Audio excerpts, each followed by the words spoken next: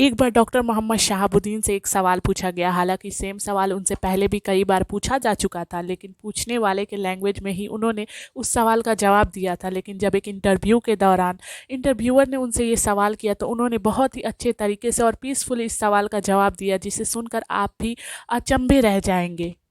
तो चलिए आज के इस वीडियो में हम आपको बताते हैं कि आखिर वो कौन सा सवाल था जिसे उनके सामने बार बार लाकर खड़ा कर दिया जाता था और वो उसका जवाब पूछने वाले के अंदाज में ही दे दिया करते थे।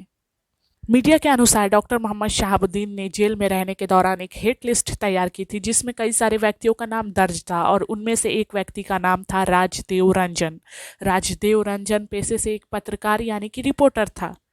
इसी रिपोर्टर यानी राजदेव रंजन का उन दिनों में कत्ल हो जाता है और मोहम्मद शहाबुद्दीन उस दौरान जेल में होते हैं।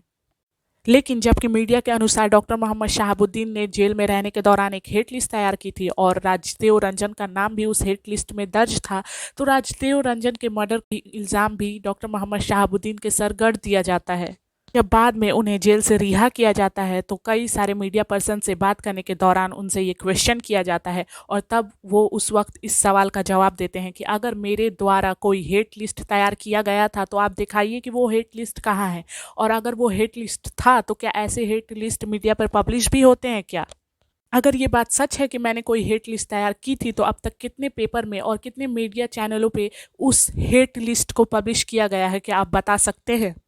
इस बात से ये साबित होता है कि डॉक्टर मोहम्मद शहाबुद्दीन ने तो कोई हेट लिस्ट तैयार नहीं किया था, लेकिन उनके खिलाफ कई सारे हेट लिस्ट तैयार हो चुके थे। और ये हेट लिस्ट तैयार किया गया था मेन स्ट्रीम मीडिया के द्वारा, उन नेताओं के द्वारा जो कि नहीं देख पा रहे थे कि एक छोटे से कम्युनिटी से आया एक माइनॉरिटी का लड़का आज इतना चर्चित है और इतना बड़ा नेता बन चुका है कि लोग उसे अपना हीरो मानते हैं।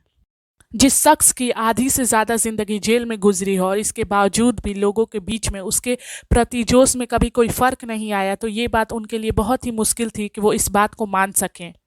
बिहार का एक शेर जो कि सिवान जैसे एक सिटी से निकलकर डायरेक्ट पार्लियामेंट का एक लोकप्रिय नेता बनकर उभरता है, ये चीज़ उनके लिए काफ़ी होती है कि वो शहाबुद्दीन के खिलाफ एक हिट लिस्ट तैयार करें। पार्लियामेंट का वो लीडर कि जिसके खड़े होते ही वो लोग जो अपने आस्तीन को उठाया करते थे, अपनी जगहों पे बैठ जाया करते थे, वो उनके लिए किसी चुनौती से कम नहीं था। और शायद यही रीज़न रहा हो कि कोरोना के बीच साजिशों में उस लीडर को मार दिया गया और उसके खिलाफ बनाई गई हिट लिस्ट को एग्जीक्यूट भी कर दिया गया।